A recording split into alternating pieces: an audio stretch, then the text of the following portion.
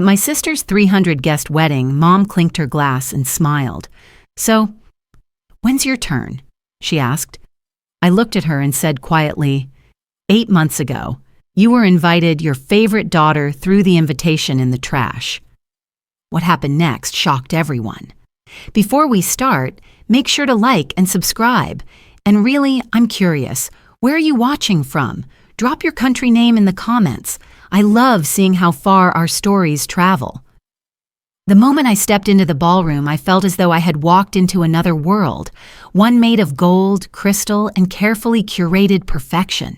Chandeliers hung like floating constellations, scattering warm light across polished marble floors. Soft music drifted from the string quartet near the stage, their bows gliding gracefully, as if they, too, were part of the performance my family had orchestrated. Every inch of the hall shimmered as though it had been designed to impress royalty, not just 300 guests. People were already gathered in elegant clusters, laughing, posing for photos, sipping champagne that waiters poured with dramatic precision. Women wore gowns that sparkled under the lights. Men adjusted cufflinks and ties, competing silently for who looked the most expensive. Everywhere I looked, I saw pride. Pride in the event, pride in the bride, pride in the illusion of a perfect family. And then there was me. I stood near the back, close enough to witness everything yet distant enough to be invisible. That had always been my place, present but never centered. My sister, glowing like the star she had always been told she was, moved gracefully from table to table. She was radiant, confident, bathing in the adoration that followed her like a spotlight. Meanwhile, Mom floated behind her, greeting every guest as if she personally arranged their lives, not just this wedding. I watched her beam with satisfaction. This ceremony wasn't just my sister's big day, it was Mom's victory parade, her proof to the world that she had raised the perfect daughter. I stayed silent, taking it all in. The laughter, the luxury, the performance. People kept brushing past me with distracted smiles, some barely recognizing me. A few offered polite compliments about my dress, but their eyes were already drifting elsewhere, toward the bride, the decorations, the spectacle. No one asked how I was. No one wondered what I carried with me. And yet, in that glittering hall filled with noise, lights, and admiration, I already knew this night would end with a truth none of them were prepared to hear. My sister had always been the kind of person people noticed the moment she walked into a room, even if she didn't deserve the spotlight as much as everyone believed. She had an effortless charm, the type that made strangers adore her within minutes, and a practiced sweetness that hid a much sharper side underneath. But our family, especially Mom, never saw that sharper side. To them, she was flawless, untouchable, the daughter who could do no wrong. Growing up, I learned early that she was the chosen one, the one whose drawings were framed on the walls, the one whose scraped knees were tended first, the one whose achievements were celebrated with parties, balloons, and long Facebook posts written by Mom. Meanwhile, my milestones came and went quietly, tucked somewhere behind my sister's latest triumph. Even now, watching her glide through the wedding hall like she owned the air itself, I could see why people adored her.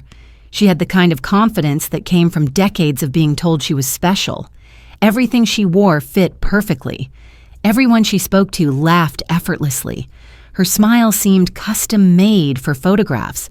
But beneath that polished grace was a person I knew better than anyone. The jealousy, the manipulation, the need to be the center of everything. I had seen her tear people down behind closed doors only to hug them warmly minutes later. I had watched her sabotage friendships when she felt threatened, and I had felt the sting of her cruelty more times than I could count. Mom, of course, never noticed. To her, my sister was the dream daughter. Pretty, bright, social, charismatic, the daughter she proudly introduced at events, the daughter she bragged about to friends, the daughter she favored without shame. And in contrast, I was the quiet one, the steady one, the one who didn't demand attention, who didn't sparkle, who didn't take up space. Mom mistook my silence for weakness and my calmness for lack of importance. She never realized that the daughter she overlooked was the one carrying a truth tonight, a truth powerful enough to crack her perfect world open, a truth that would shatter the golden image she had spent years polishing. Dinner had just finished when the lights dimmed slightly and a soft chime echoed through the hall, signaling the start of the speeches. The guests settled, turning their chairs toward the stage. My sister took her groom's hand, smiling a smile so wide it almost hid the tension still lingering from earlier mishaps. The MC tapped the microphone and announced that the bride's mother would begin the toasts.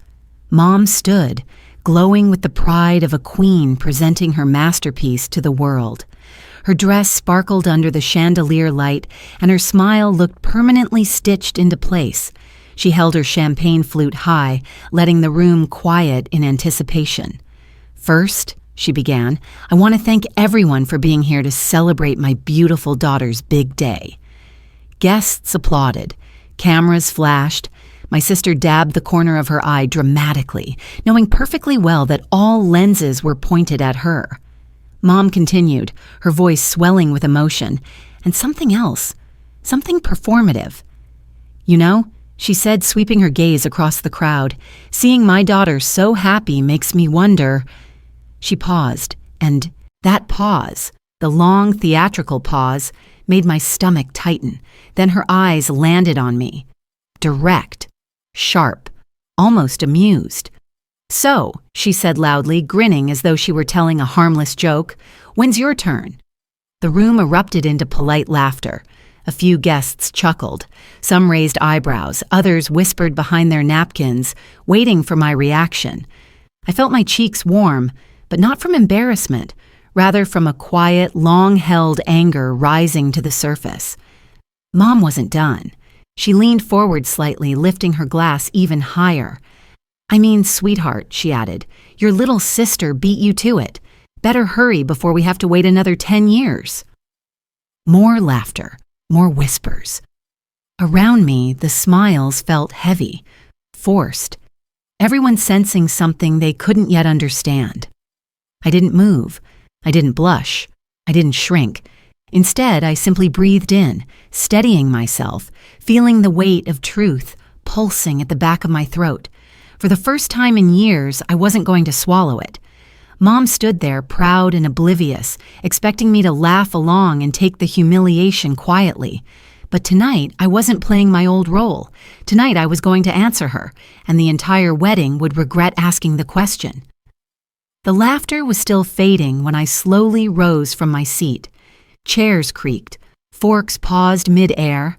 A few guests leaned forward, sensing something more than a playful exchange. My sister's smile twitched, just slightly, as if her instincts knew trouble long before her mind caught up. I held my glass gently, not raising it, just turning it between my fingers, and I smiled. Calm, steady, the kind of smile that made people nervous without knowing why. "When's my turn?" I repeated softly, letting the words float above the silence settling like dust over the ballroom. Mom nodded, pleased with herself, still thinking this was harmless fun. "Yes, dear, we're all curious." I took a single step forward. "Oh, my turn already happened." The room snapped into stillness. My sister blinked. Mom's smile faltered. Someone in the back choked on their champagne. I continued, my voice clear and unwavering. 8 months ago." Gasps erupted like tiny explosions. A ripple went through the room, whispers, confused glances, raised eyebrows. Someone turned to their tablemate and asked, "Did you know?" The answer was always no. Mom let out a confused chuckle. 8 months? But why didn't we? "You were invited," I said gently, almost kindly, though the truth behind the words was anything but soft. A single sentence, yet it hit the room like a steel beam dropping from the ceiling. Faces turned toward Mom, toward my sister, back to me. The energy in the hall shifted sharply, no longer curious, now tense, alert, hungry for clarity. Mom opened her mouth, but no sound came out. Her fingers tightened around her glass until the stem trembled. My sister's face lost its color. She looked from Mom to me, panic dawning in her eyes, like someone watching a fuse reach the end of its line.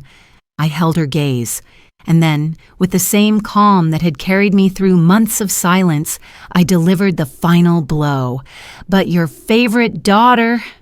Every guest stiffened at my choice of words. Threw the invitation in the trash.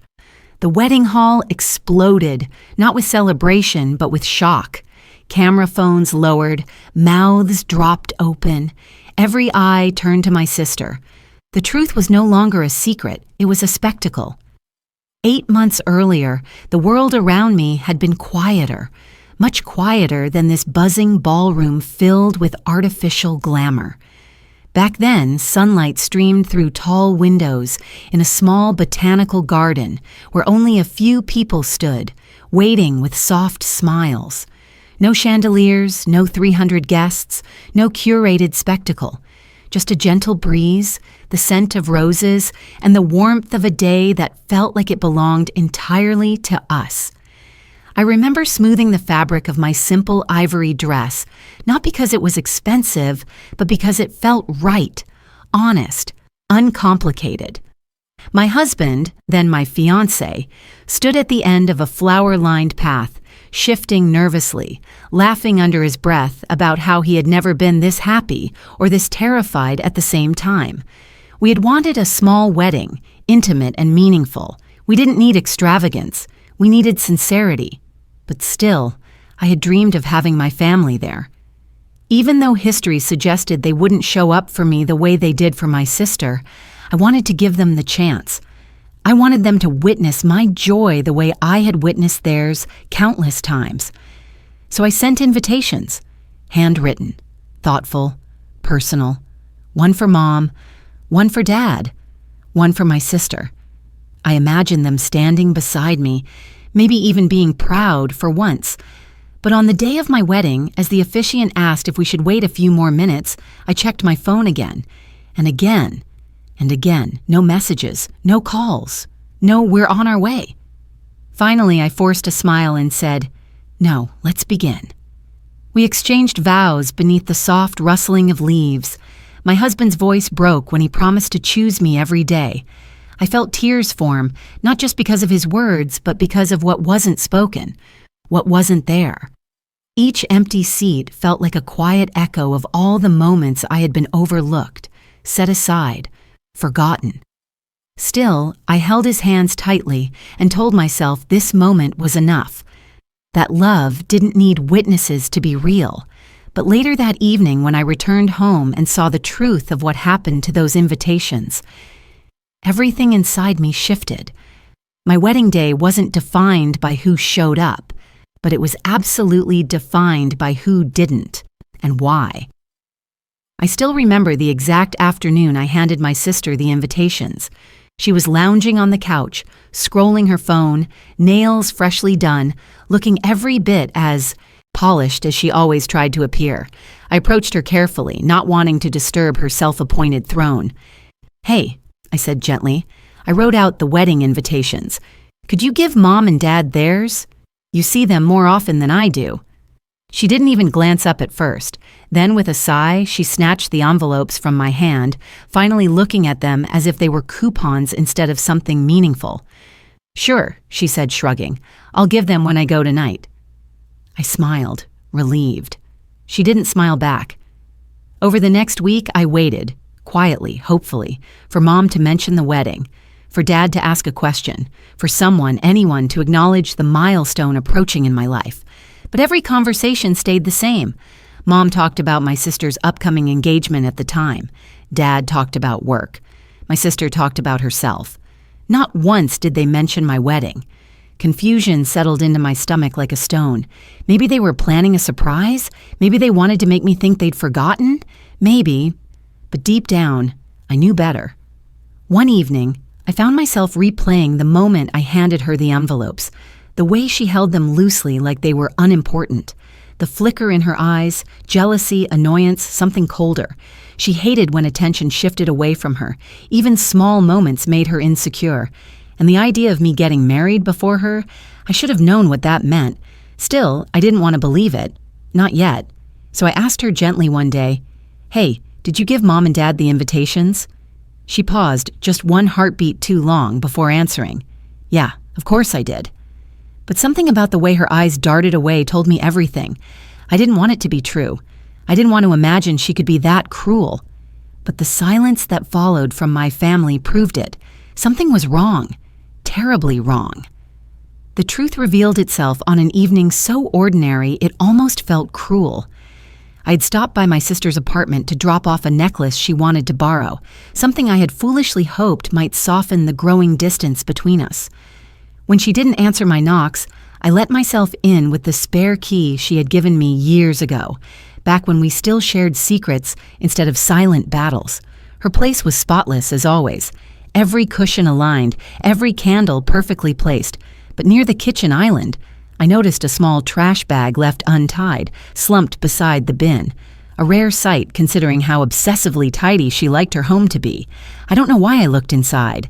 Maybe it was instinct. Maybe it was years of ignoring my intuition finally screaming loud enough. But I opened it, and there they were. My invitations, my handwriting, my careful lettering.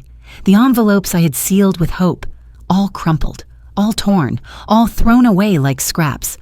My stomach tightened so hard I could barely breathe. The world around me blurred. I reached into the bag, pulling the envelopes out with trembling fingers, staring at the creases where she had crushed them carelessly, as if my happiness was something disposable. Footsteps echoed behind me. She had returned. She froze when she saw what I was holding. For a moment, her mask slipped completely, revealing the jealousy she had tried to hide, the resentment she thought no one could see. "Oh," she said flatly, tossing her purse aside. "You weren't supposed to see that." My voice came out small, shaking. "Why? Why would you do this?" She scoffed, rolling her eyes like I was a child asking a ridiculous question. "Because you don't get married before me," she snapped. "You? Married? Before me? Do you have any idea how embarrassing that would be?" I stared at her, unable to process the words. Embarrassing. Me getting married was embarrassing for her. "And Mom would have been upset," she added, shrugging coldly. "You know how she is. Your news always ruins her mood." My heart cracked in a way I had never felt before. All the years of favoritism, all the moments of being overlooked, all the quiet pain I'd swallowed. This was the confirmation of every unspoken truth. She hadn't just thrown away paper, she had thrown away me. The morning of my wedding felt strangely peaceful, too peaceful in hindsight. The sky was soft and clear, sunlight warming the edges of the garden where we were set to exchange vows. It should have been a perfect day, and in many ways it was, except for the quiet ache beneath everything. I arrived early, my simple dress flowing around my ankles as butterflies rustled through the flower beds. My best friend adjusted my veil, squeezing my hands as if she sensed the worry I tried so hard to hide. "Your family will come," she whispered. I nodded, pretending to believe it. Chairs were arranged neatly, each one draped with a small ribbon. We had set aside seats for Mom, Dad, and my sister, front row, the place of honor. I had imagined them sitting there. I had imagined Mom crying softly, Dad smiling proudly, my sister taking a dozen pictures to post later. But as the minutes ticked forward, the seats stayed empty. The officiant approached. "Would you like to wait a little longer?" he asked kindly. I checked my phone again. Nothing. The same hollow nothing I'd been pretending didn't hurt. My fiancé, my husband-to-be, touched my shoulder gently. "We don't have to wait," he whispered. "This is our moment, not theirs." I swallowed the lump rising in my throat and nodded. "Let's begin." We walked down the aisle together. The garden was quiet except for the rustle of leaves and the distant song of a single bird. He wiped a tear from my cheek before I even realized I was crying, not because I wasn't happy, but because of the empty chairs staring back at me like reminders of a love that had always been conditional. We exchanged vows, soft, meaningful, beautiful. When he slid the ring onto my finger, all the broken pieces inside me shifted, some hurting, some healing. In that moment, I chose him, chose our future, chose a life where I didn't have to compete for attention or beg for affection. When the officiant pronounced us married, he kissed me gently, and for a fleeting moment, the world felt whole. But that feeling cracked again when we returned home, and I found the discarded invitations. The truth was undeniable. My family hadn't forgotten. They had chosen not to come, and that choice would change everything. For a moment after my words landed, after I said she threw my invitation in the trash, the ballroom froze. Not a polite freeze, not a confused pause, but a full, breathless stillness that swallowed the entire hall whole. The string quartet faltered mid-note. A waiter stopped pouring champagne, the bubbles spilling silently over the glass. Then the murmurs began, soft at first, then louder, then uncontrollable. Whispers rippled through the tables like wildfire. Did she say 8 months ago? She invited them? The sister threw it away? Oh my God. Mom's face drained of color. She clutched her glass so tightly I thought it might shatter. Her smile, a permanent fixture, collapsed into something rigid and terrified. She looked at my sister, then back at me, her eyes darting desperately, searching for a lie to cling to. But there wasn't one. My sister stood frozen, hands trembling, eyes wide like someone watching their entire world tilt sideways. Her perfect wedding makeup couldn't hide the panic rising beneath her skin. She opened her mouth once, then closed it again as if no words could possibly save her. The groom stared at her too, confused, betrayed, blindsided. "Is that true?" he whispered, though the microphone on the stage caught it loud enough for half the hall to hear. My sister didn't answer, and the silence was confirmation enough.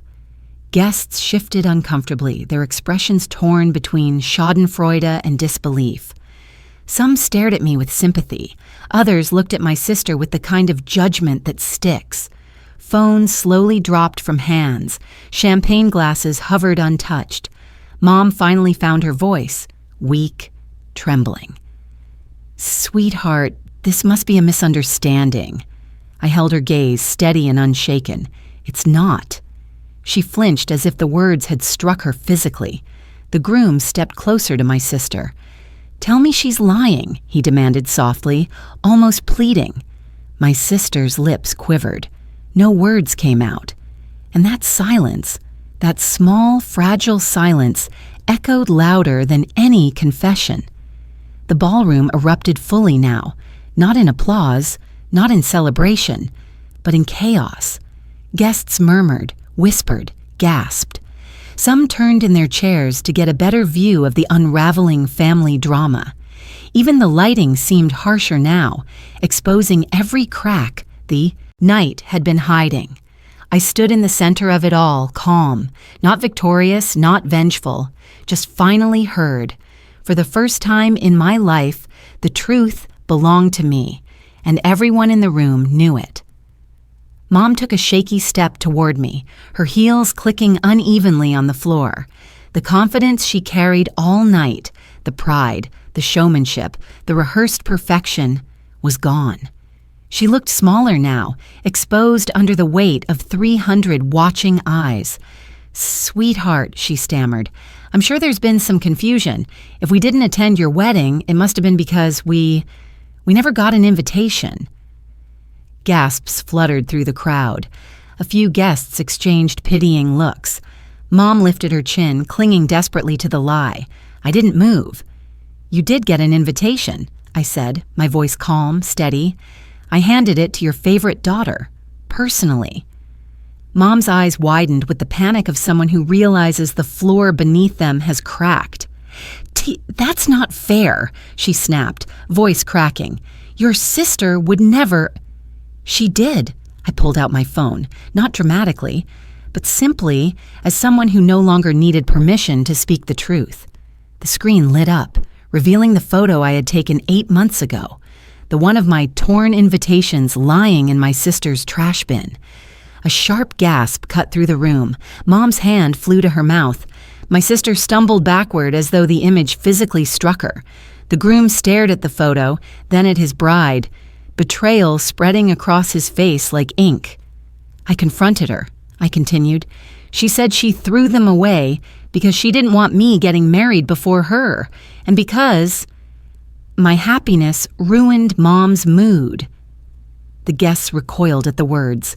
Mom's face twisted, a mixture of embarrassment and desperation. I didn't know, she whispered, voice trembling. You should have told me. Why didn't you say something?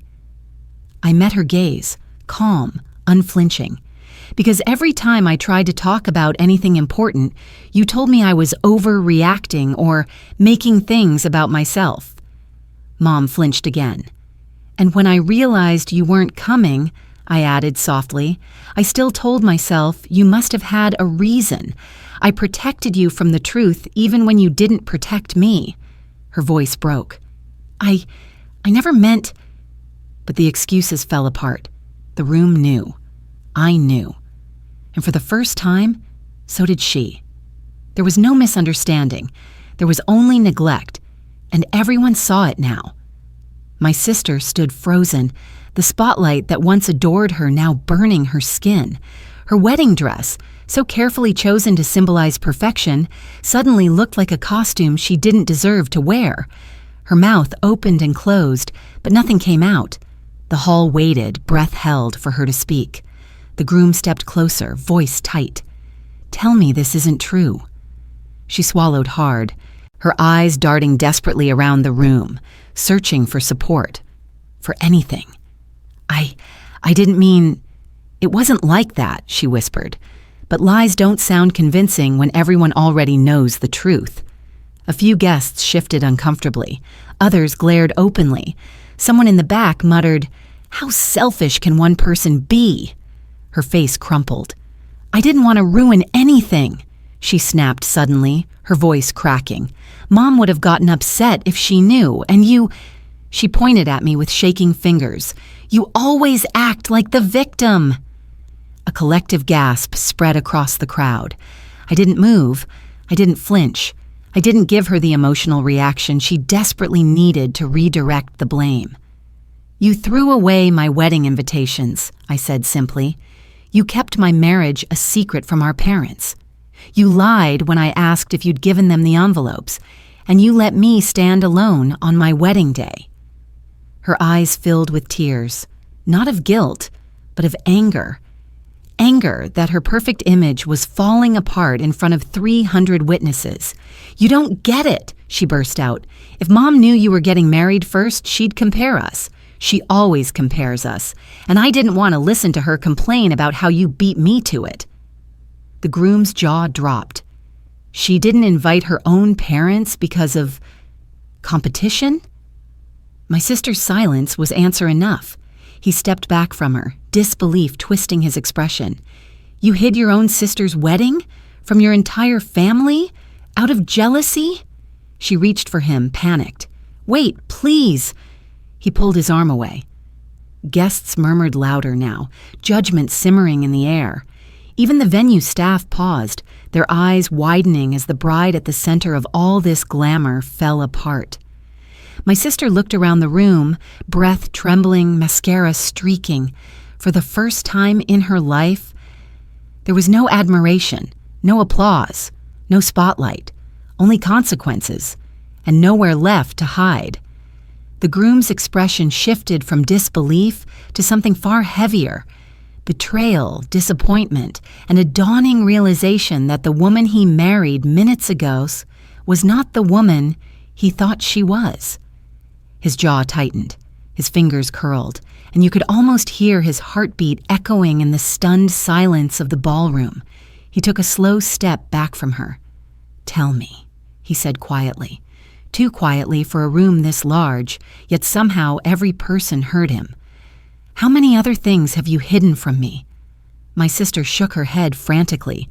No, this wasn't about you, she cried. It was about her. She always She always makes things complicated. I make things complicated, I repeated softly, but the groom raised his hand, signaling he wanted her to answer him, not me. He looked straight at her, eyes burning. You let your own sister get married alone because you couldn't stand the idea of her being happy before you? Her face twisted, desperate. I didn't think it mattered. She's always been quiet. It's not like she needed a big wedding. And Mom would have gotten upset. Stop bringing your mother into this, he snapped, louder this time. This isn't about her anymore. This is about you, about who you are when nobody's watching. The guests held their breath. He exhaled shakily, pain cutting across his features. If you can do that to your own sister, what will you do to me? My sister's eyes filled with terror as the reality sunk in, a reality she had never imagined. She grabbed his arm with both hands. Please, don't do this, not today. But he stepped away again, the distance between them widening like a fault line cracking beneath their feet. I just married a stranger, he whispered. She sobbed, mascara streaking down her cheeks, her perfect bridal image melting under the heat of truth. I didn't know, he said to me, voice soft but full of sincerity. I'm so sorry. I nodded gently, offering nothing more. This wasn't my mess to fix, and in that moment the bride and groom no longer stood united. The wedding had split in two, before the truth and after it. For most of my life, standing up for myself felt like stepping onto thin ice, dangerous, uncertain, always one breath away from being told I was too sensitive, too dramatic, or ungrateful. But as I stood in the center of that glittering ballroom, watching my family unravel under the truth they created, something inside me finally shifted. I was done being quiet. I was done being the shadow behind the golden daughter. I took a step forward, not toward my sister, not toward my mother, but toward myself, toward a version of me who deserved to be seen. Enough, I said softly. The word wasn't loud, but it carried through the hall like a bell. Conversations hushed. My mother's sobs stilled. Even my sister quieted, her frantic breathing tapering into trembling silence. I spent years believing I didn't matter, I continued, my voice steady despite the storm around me. I accepted being second, being ignored, being overlooked, because I thought that's what love looked like. Mom's lip trembled. Sweetheart, that's not... It is, I said gently but firmly, and today isn't the first time I've been pushed aside. It's just the first time I'm finally saying something. The honesty in my voice filled the room, settling like gravity, the kind that couldn't be dismissed anymore. I didn't ruin this wedding, I said, turning toward my sister. I didn't create this drama. I simply stopped protecting the people who never protected me. My sister's tears slowed. For the first time, she seemed to understand. Not the consequences, not the embarrassment, but the hurt she had caused. And then, finally, I said the words I had, held inside for years. I deserve better than being treated like the mistake of the family, and from today forward, I won't accept anything less. A few guests nodded quietly. The groom exhaled, almost relieved someone had said what he couldn't. Even the string quartet, still frozen with their bows mid-air, seemed humbled by the clarity in the air. This wasn't revenge. This wasn't cruelty. This was liberation. My turning point. And I was finally choosing myself. The ballroom buzzed with chaotic whispers, but for the first time that night, none of it touched me. I felt strangely weightless, as if shedding years of silence and swallowed pain had lifted something heavy off my chest. The room that once made me feel invisible now seemed impossibly small, too small to hold me anymore. My sister was still crying, reaching for a groom who wouldn't meet her eyes. Mom stood frozen in place, devastation carved into her expression as she tried to piece together the ruin of her perfect evening. Guests shifted awkwardly, unsure if they should comfort her, confront her, or pretend they had seen nothing at all. But I simply breathed. I placed my glass on the nearest table, the faint clink cutting through the noise. Mom took a hesitant step toward me. "Sweetheart, please, don't leave. We can talk about this." I looked at her, not with anger, but with a clarity she had never chosen to see in me. "We've talked before," I said softly. "You just never listened." She flinched, whispering my name like a plea, but I shook my head gently. This wasn't the moment for fixing things, not the moment for apologies that were meant to patch embarrassment rather than wounds, not the moment to clean up the chaos I didn't create. My husband, who had been quietly watching from the back of the room, stepped forward. When our eyes met, the tension of the night softened just enough to let warmth in. He reached for my hand, not pulling, not guiding, just offering. I took it. The room fell even quieter as we walked toward the exit together. Not hurried, not fleeing, but calm, deliberate, free. Behind me, the wedding unraveled, voices rising, emotions cracking, truths settling like dust in the air. But I didn't look back. I had spent too many years walking toward people who never once walked toward me. Tonight, I finally learned how to walk away, and it felt like the first step toward something real. The night air outside the venue felt different, cooler, cleaner, almost reborn. The muffled chaos of the ballroom faded behind us as the doors closed, sealing in the confusion, denial, and consequences that no longer belonged to me. For the first time in years, I didn't feel like the outsider of my own life. I felt like someone finally stepping into her own story. My husband squeezed my hand gently. "Are you okay?" he asked, concern softening his voice. I looked at him, at the man who had stood by me when no one else showed up, at the man who didn't need an audience to love me. "I am now," I whispered. We walked to the car slowly, taking in the silence. I thought about my wedding day. Quiet, sincere, small. I thought about the empty chairs I kept pretending didn't hurt. I thought about all the times I convinced myself that second place was still a place. But tonight proved something different. Being quiet doesn't mean being weak. Being overlooked doesn't mean being unworthy. And being mistreated doesn't mean I have to stay. Later that night at home, I sat by the window as my husband made tea in the kitchen. Messages buzzed on my phone. Some from distant relatives apologizing, others from guests who had witnessed the truth unfold and felt compelled to reach out.